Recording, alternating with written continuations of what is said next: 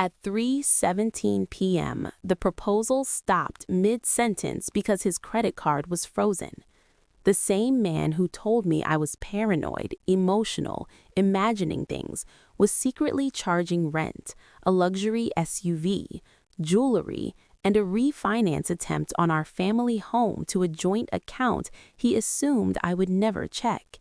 What he did not know was that a court filing had already been submitted that morning to freeze our marital estate, and by the time he swiped that card, the legal system had already moved. His promotion was suspended, his refinance was blocked, and his second life began collapsing in real time. I am Natalie Mercer, and this is how 40 days of silence dismantled the financial structure behind his betrayal. I found out my husband was planning to leave me while I was standing outside a bridal shop, watching my father-in-law pay for another woman's wedding dress with my credit card. Chapter 1. The Dress in the Window. It was May 19, 2024. My client meeting had been canceled, and for once I had 2 unexpected hours to myself. I worked as a senior risk compliance manager at Great Lakes Mutual in Columbus, Ohio. I spent my days identifying financial risk for companies that assumed nothing could go wrong. I just never thought to audit my own marriage. I was walking along North High Street when I slowed in front of a bridal boutique. Through the window, I saw my father-in-law, Thomas Hale, 72, adjusting the veil of a young woman in a white gown. The woman was not family. She was Brooke Lang, 30 years old, freelance interior stylist. The same Brooke my husband Daniel, 45, a commercial property appraiser at Buckeye Valuation Group, once described as just a consultant. Thomas stepped back and smiled at her. Not polite, not neutral, proud. I had never seen that look directed at me. Brooke turned toward the mirror and smoothed the bodice. I could not hear her clearly, but I saw the sales associate gesture toward the register. Thomas reached into his blazer. When he pulled out the gold card, something inside me went perfectly still. It was my American Express account. I opened it in 2019 as our primary joint credit card. I was the primary holder. Daniel was an authorized user. Inside the boutique, the associate said something I could just barely make out. $2,000 now, the total is $4,000. $4,000 for a dress. For a split second, I told myself there had to be an explanation. A distant relative, a favor, a misunderstanding I would laugh about later. Then Brooke laughed, and Thomas placed a steady hand at the small of her back as if he belonged there. I understood. This was not generosity. This was preparation. I did not walk in. I did not call my husband. I did not make a scene. I stood there long enough to watch Thomas hand over my card and Brooke sign her name. I was financing a proposal. That night, after my 9-year-old daughter Lily went to bed and Daniel fell asleep on the couch with a baseball game murmuring in the background, I opened my laptop at the kitchen table. I logged into my American Express account. I told myself I was just checking, just confirming, just being rational. The transaction history loaded. January 2023 through May 2024. The first charge that made my stomach tighten was a recurring payment to the Jefferson Flats, $3,100 every month, a luxury apartment in the Short North District, balcony units, secured parking. We did not own a luxury apartment in the Short North. The next recurring charge was a lease payment for a 2023 Lexus RX, $789 per month. There were restaurant charges at places Daniel once called overpriced, Venmo transfers averaging $1,600 each month to an account registered to Brooke Lang, a jewelry purchase in February for $3,840, a florist's charge on Valentine's Day from German Village. I started writing the numbers down on a yellow legal pad like I was building a fraud case. $78,412 over 16 months. This was not a weekend mistake. This was a parallel life funded by our joint account. I clicked into the February jewelry purchase. The date aligned perfectly with the week Daniel told me he was overwhelmed at work and needed space. Then I opened Instagram. Brooke's account was public. There were photos of a sunlit living room with exposed brick and marble countertops, a balcony overlooking downtown Columbus at dusk, a caption that read, "Grateful for this beautiful life." There was a picture of her hand on a steering wheel with a Lexus emblem in the corner. And then there was the picture that made me sit back and breathe slowly before I could look again. Her wrist. Wrapped around it was a slim gold Cartier watch with a tiny nick near the clasp. My watch. Daniel had told me he lost it at a conference in Phoenix the previous summer, said he must have left it in a hotel locker room. 237 people had liked her post about treating herself. I went back to the credit card statement and cross-referenced the dates. The jewelry charge came 3 days before she posted the photo. My chest felt tight, but my mind was clear. This was what I did for a living. I followed paper trails. I built timelines. I identified exposure before it became catastrophic. I opened our shared email account, the one we used for mortgage statements and school newsletters. There was a draft message saved in Daniel's inbox. Subject line, "Cash out refinance inquiry." It was addressed to a Central Ohio credit union loan officer. The body of the draft mentioned tapping into home equity for approximately $70,000. It referenced updated income documentation and asked for estimated closing timelines. At the bottom was a single line, "If approved by early July, we are clear." I stared at that sentence. Our mortgage balance sat at $186,000. My name was first on the deed. I had paid more than half of the principal down over the years. He was not just having an affair, he was restructuring our finances.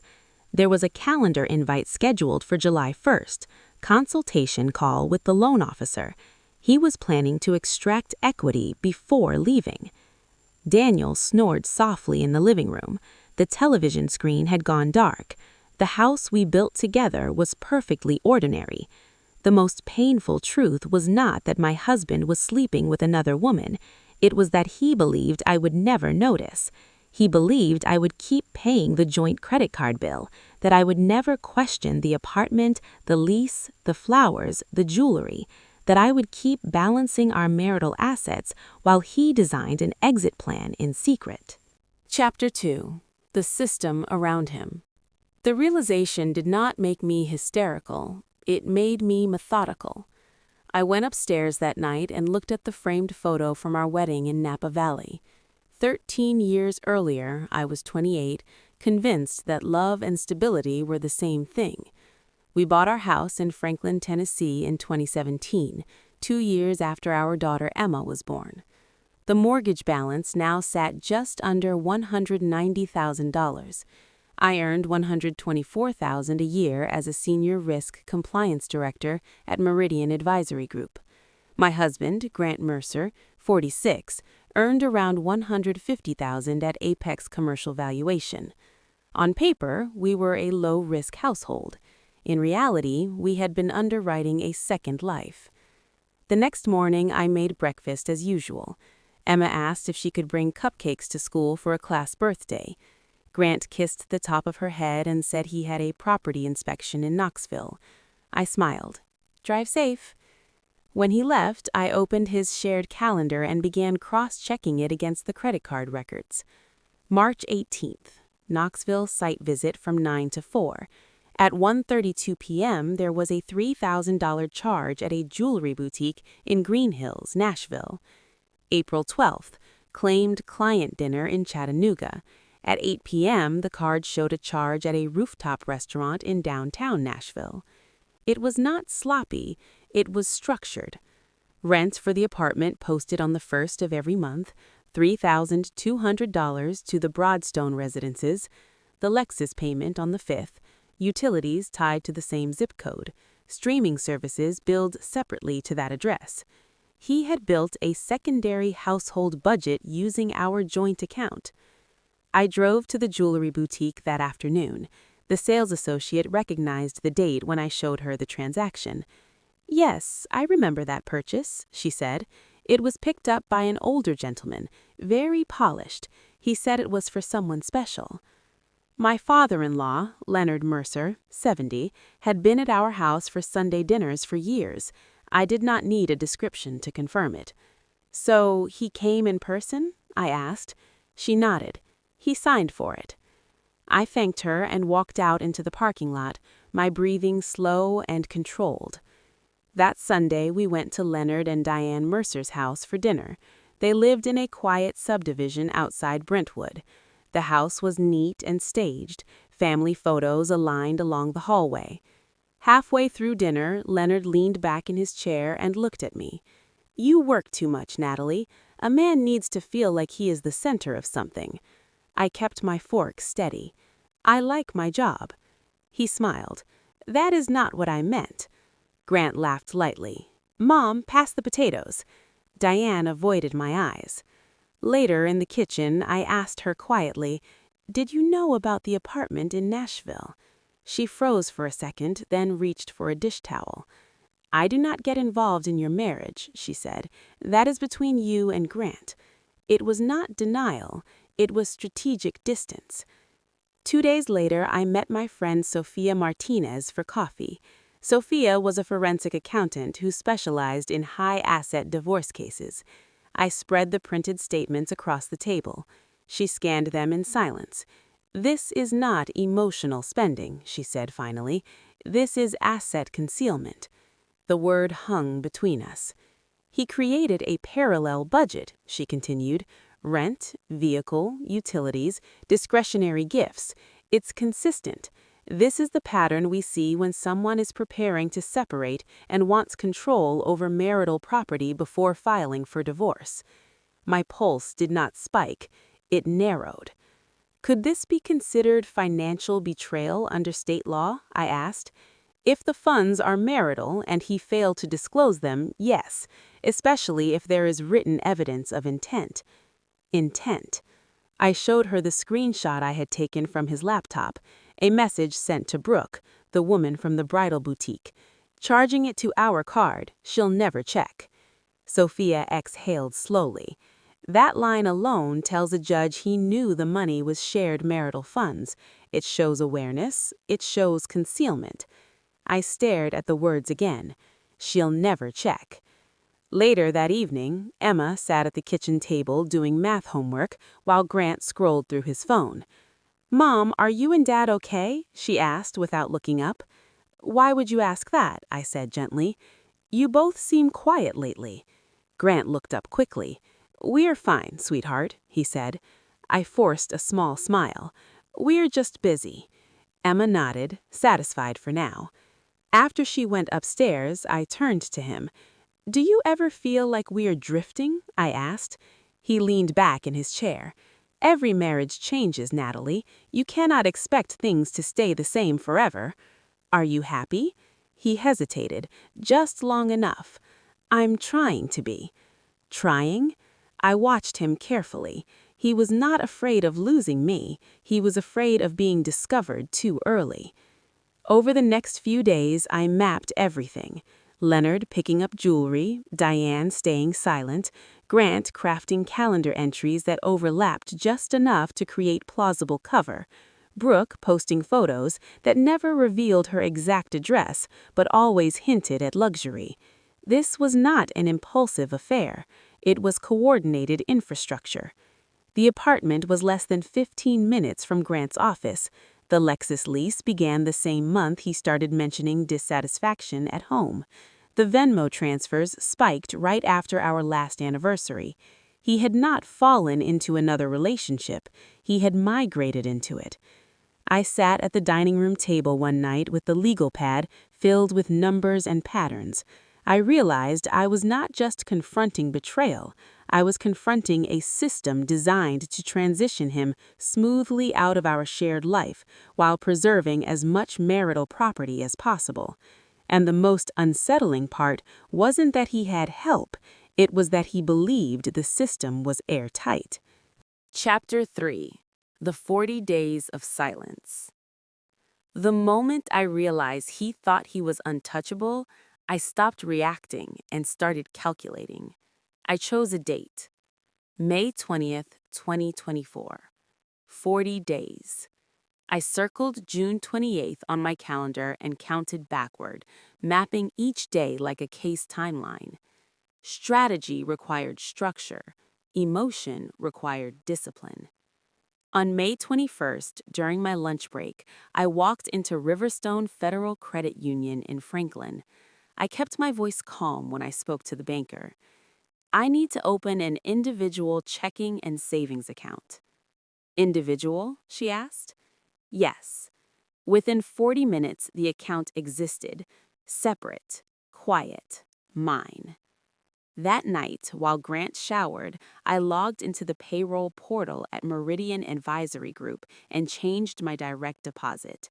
Beginning June 1st, my salary would land in the new account. 3 days later, I transferred $47,300 from our joint savings account, exactly half of the $94,600 balance. My hands shook when I clicked confirm. If he checked the account that day, the illusion would collapse too early. But he did not check. He never checked. That had always been his assumption. Tennessee followed equitable distribution laws. Marital funds belonged to both of us. I documented everything: screenshots, confirmation emails, transaction IDs, timestamps. If he was reallocating marital assets in secret, I would protect my portion in daylight. On May 24th, I met with a divorce attorney Sophia had recommended. Her name was Laura Benton, 48, a partner at a family law firm in Nashville known for handling high-asset divorces. She listened while I outlined the apartment, the Lexus lease, the jewelry, the refinance draft. When I finished, she folded her hands. "You have documentation," she said. "That is leverage." "Is it misuse if he is an authorized user on the card?" I asked. "If he is funding a third-party relationship with joint credit without disclosure, that can qualify as dissipation of marital property, especially if there is evidence of intent." Intent. I showed her the screenshot from his laptop. "Charging it to our card, she will never check." Laura studied the message carefully. "That sentence is powerful," she said. "It shows awareness that the funds were shared. It suggests concealment. Judges pay attention to that." "Can we freeze the accounts?" I asked. "Not yet. If you move too early, he will argue financial control. We need timing. We file for a temporary restraining order on the marital estate when he escalates again. Something recent, something undeniable." "So I wait?" "You document. You let him believe the system is intact." "This is no longer a marriage problem," she added. "It is a divorce strategy."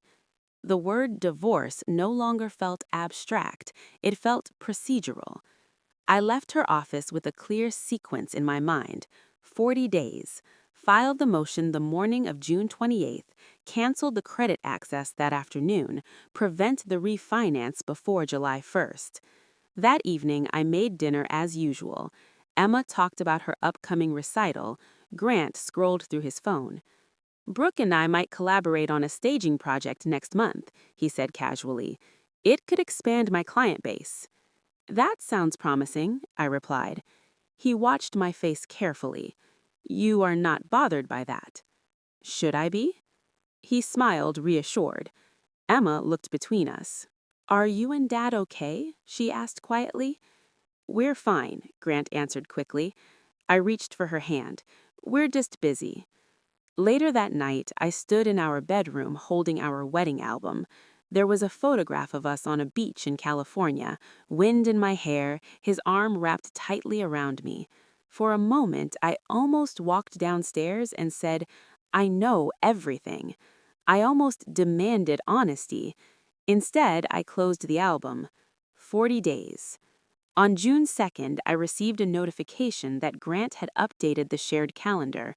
Consultation call with Horizon Lending on July 1st at 10 a.m. Refinance review. I forwarded the screenshot to Laura. She called me within the hour. This strengthens your position, she said. If he attempts to refinance without disclosure, we argue intent to conceal marital property before filing. That supports an emergency asset freeze. We move on the 28th, I confirmed. Yes, we filed the motion that morning. You act later that day. Are you certain this will hold? Nothing in litigation is absolute, she said, but preparation shifts power. In the weeks that followed, I maintained routine. Grant began speaking in softer tones about personal growth. Sometimes people evolve, he said one evening. Maybe we both deserve to be happy. Do you have someone else? I asked evenly. He hesitated just long enough. No. The lie no longer wounded me. It informed me. On June 15th, Emma climbed into our bed before sunrise. Are you coming to my recital next week? She asked. Of course, I said. Dad said he might have a work thing. I felt something solidify inside me. I'll be there. That was the moment I stopped protecting his reputation in my own mind. Each night I crossed off another day. 32, 33, 34. The credit card continued to register charges, a furniture delivery to the apartment, gas, dining, streaming subscriptions tied to the Broadstone address. He believed everything was stable. On June 27th, Sophia texted me. Loan consultation confirmed for July 1st at 10 a.m. Refinance review. I forwarded the screenshot to Laura. She called me within the hour. This strengthens your position, she said. If he attempts to refinance without disclosure, we argue intent to conceal marital property before filing. That supports an emergency asset freeze. We move on the 28th, I confirmed. Yes, we filed the motion that morning. You act later that day. Are you certain this will hold? Nothing in litigation is absolute, she said, but preparation shifts power. Chapter 4, 3:17 p.m. I did not hesitate when the morning came. June 28th arrived clear and quiet. Emma left for art camp at 8:30, humming to herself, unaware that her world was about to shift. I will see you at 4, I told her. You are coming tonight, right? She asked. I will be there, I said. Grant had already left the house. He said he had meetings in Nashville before stopping by the boutique that afternoon. I knew exactly where he would be at 3 p.m. At 9:45 that morning, Laura called. We have filed the emergency motion, she said. The petition requests a temporary restraining order to protect the marital estate pending divorce. Will he know right away? I asked. He will be served soon, but the freeze request is active in court. You move at 3. Understood. At 2:58 p.m., I sat at the kitchen table with my phone in front of me. My breathing was steady. At 3:17 p.m., I dialed the number on the back of my American Express card. Thank you for calling American Express. How may I assist you? My name is Natalie Mercer. I am the primary account holder. I need to remove an authorized user from my account effective immediately. May I verify your identity? I answered every question calmly. Can you confirm the reason for removing the authorized user? I have used joint credit for undisclosed third-party benefit, I said. I am revoking his access. There was a pause. Are you certain you want the change to take effect immediately? Yes, I said, effective immediately. I heard typing. The authorized user card has been deactivated. Any pending transactions may decline. Thank you. I ended the call. Across town, Inside the boutique on Hillsborough Road, Grant stood beside Brooke. She wore a pale blue dress. His father, Leonard, hovered nearby, confident as ever. The sales associate slid the receipt across the counter. Grant handed over the card. The machine beeped. Declined. He frowned and tried again. Declined. Leonard leaned forward. "Run it again," he said. "I did," the associate replied. "It is not going through." Brooke's smile faltered. "Is everything okay?" she asked softly. Grant pulled out his phone. That was the exact moment his second life ran out of credit. My screen lit up at 3:21 p.m. Grant calling. I let it ring. He called again, and again. By the 12th missed call, my phone buzzed with an alert. The Broadstone Residence's auto-pay had failed. Insufficient authorization. Minutes later, another notification appeared. Lexus Financial Services. Scheduled payment declined. Account flagged. Layer 1 of collapse had begun. At 4:10 p.m., a text arrived. "What did you do?" I did not respond. At 5:30 p.m., the front door opened hard enough to rattle the frame. "What the hell did you do?" Grant demanded. Emma was upstairs getting ready for her recital. I remained seated at the dining table. "I corrected access to my credit account," I said evenly. "You humiliated me," he snapped, "in front of my father, in front of her." I slid a thick folder across the table. Inside were printed statements totaling $78,412, the screenshot of his message, the refinance draft email, a copy of the court filing requesting the temporary restraining order to protect the marital estate. He flipped through the pages quickly. "What is this?" "Documentation." "You are overreacting," he said. "It was temporary. I was going to fix it." "You leased an apartment. You financed a vehicle. You paid utilities and gifts for 16 months with our joint credit. You scheduled a refinance consultation for July 1st without disclosure. That is not temporary." He ran his hand through his hair. "You are ruining everything." "No," I said. "You did." He stared at the court filing. "You filed for divorce?" "I filed to protect our assets. The divorce will follow." He looked at me as if he did not recognize me. "You are destroying this family." "Our family was not destroyed at 3:17 p.m., I said quietly. "It was damaged every time you assumed I would never check." His voice dropped. "You could have talked to me. I gave you 40 days. His eyes flickered. "What do you mean?" "I know about the apartment, the Lexus, the jewelry, the refinance call scheduled for July 1st. Silence settled heavily between us. Emma appeared at the top of the stairs in her recital dress. "Are we leaving soon?" she asked. Grant stepped back. "Yes," I said gently. "We are." We drove separately. Inside the recital hall, I watched Emma perform with a steady smile. I would not let her grow up believing silence was strength.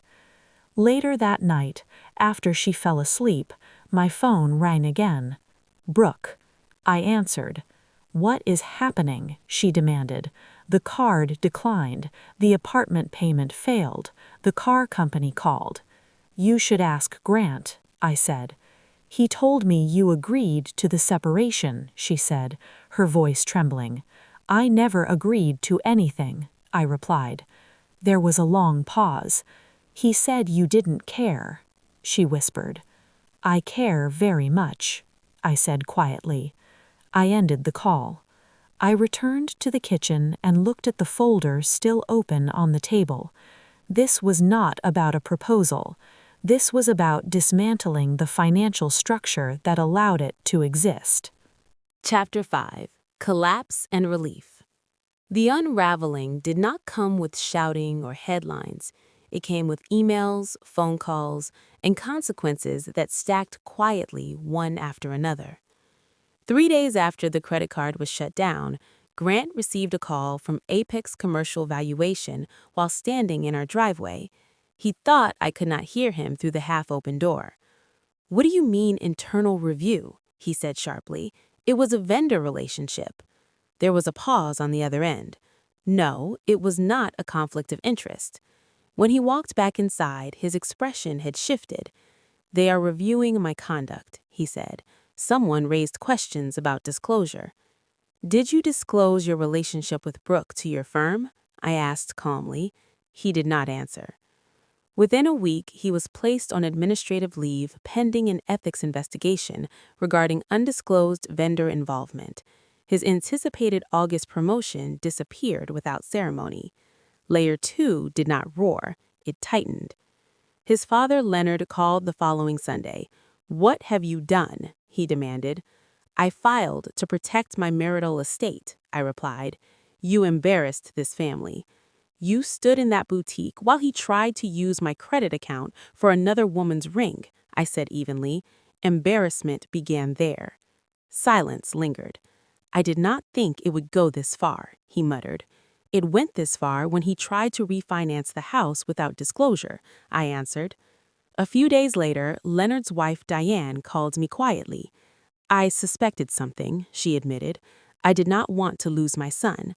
"You almost lost your granddaughter," I said gently. Layer 3 settled as distance rather than noise. 2 weeks after the decline, Brooke called Grant while I was in the room. "You told me you were separated," she said, her voice sharp. "You said the finances were handled." "I was going to take care of it," he replied. "When?" she demanded. "After the refinance went through?"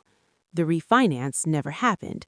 The emergency court filing resulted in a temporary restraining order freezing additional transfers of marital assets until the divorce proceedings advanced. Horizon Lending canceled the consultation once they were notified of pending litigation. By late July, Grant moved into a modest apartment outside Smyrna.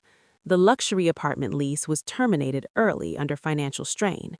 The vehicle arrangement ended soon after. Layer 4 looked like spreadsheets and statements. In August, Emma began 4th grade. We attended mediation in November. The mediator, a retired family court judge named Sandra Cole, reviewed the documentation carefully. "Mrs. Mercer has demonstrated consistent financial transparency," she said. "The court prioritizes stability for minor children." Grant shifted in his seat. "You are making me look reckless," he said to me afterward in the hallway. "I am presenting documented facts," I replied. Temporary custody was granted primarily to me with structured visitation. Emma remained at her elementary school in Franklin. The house remains my primary residence pending final division. After mediation, Grant stood in the parking lot. "You did not have to escalate this," he said. "I did not escalate," I responded. He looked at me as if I had become someone unfamiliar. "I did not think you would fight like this." "I did not fight," I said quietly. "I prepared." By September, Brooke's social media presence changed. Her account went private. The sponsored partnerships faded. She moved back to Louisville, closer to her family. One evening, Grant called, his voice subdued. "She left," he said. I waited. "She said she did not sign up for court filings and divorce hearings." "Neither did I," I replied. The divorce settlement progressed steadily through the winter. Retirement accounts were divided according to documented contributions. Savings were allocated proportionally. The court recognized the dissipation of marital assets in evaluating the financial distribution.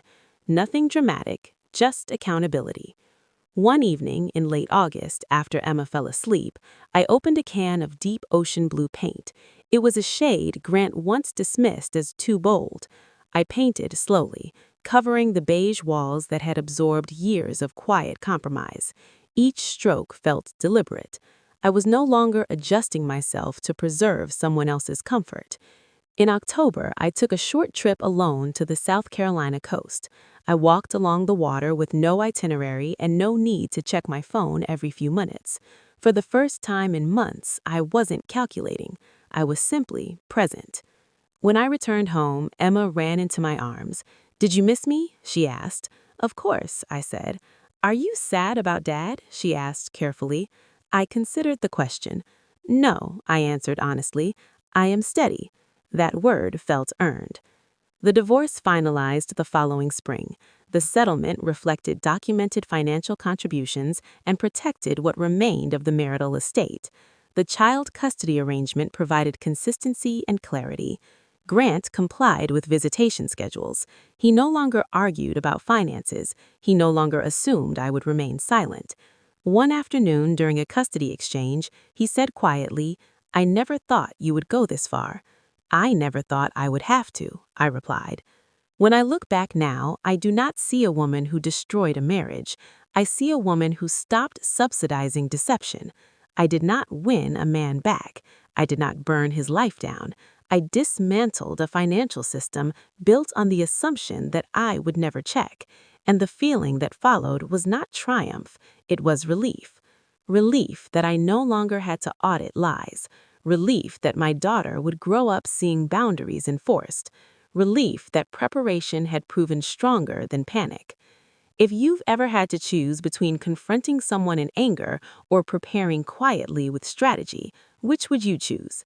And if this story meant something to you, stay here. There's strength in knowing that calm preparation can change everything.